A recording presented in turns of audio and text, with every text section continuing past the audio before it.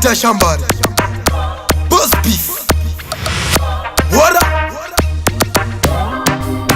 Bakatagari wata wata kabata wani dudu. Wakundi kati kira tatu nonda bata goods. Nekate incident, officer vada zuku. Nakama be meja kuke zuku. Saka officer, makupendulila.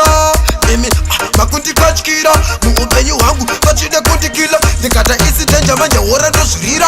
Officer, makupendulila. Mimi, makundi kachikira. Muupenyu wangu, kachida kundi kila. Nekata incident jamanja wora ndo shirira. Hamu gani sungire kanya eke ndudu. Amuone here kuti makuita zungu. Mova matondirova mangunyu. Apa mtiti msoro wenyu kwete kunge chingu. Ishaba, chinonzi chalisi. Chinopemwa kunyangwe na baba chalisi. Ashina basa, unekalisi. Chinopemwa kunyangwe na makeusi. Saka officer, makupendulila. Emi, makundi kachikira. Muupenyu wangu, kachida kundi kila. Dekata isi tenja manja wora ndo shirira. Officer, makupendulila. Emi, makundi kachikira. Muupenyu wangu, kachida kundi kila. Dekata isi tenja manja wora ndo shirira. Shikazifana, wakutosaisa. Manji kukamba na sitono kumamisa. Kozi, wanyanya kutopaisa. Nekudamba je iwo wakutisaisa. Tikatuwena mafikisoro. Amuone here makutondirwa wa msoro. Chamba, chine musoro. Asi mimi makutondi unya musoro hende. Wena, makupendulila. Mimi, makundi kachikira.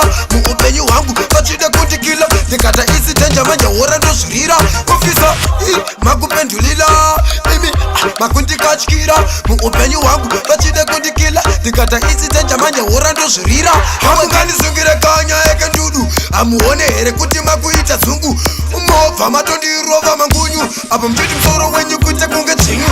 Ishaba, chinonzi chalisi. Chinopemwa kunyangwe na baba chalisi. Ashina basa, unekalisi. Chinopemwa kunyangwe na makeusi. Saka officer, makupendulila. Emi, makundi kachikira. Muupenyu wangu, kachida kundi kila. Dekata isi tenja manja wora ndo shirira. Officer, makupendulila.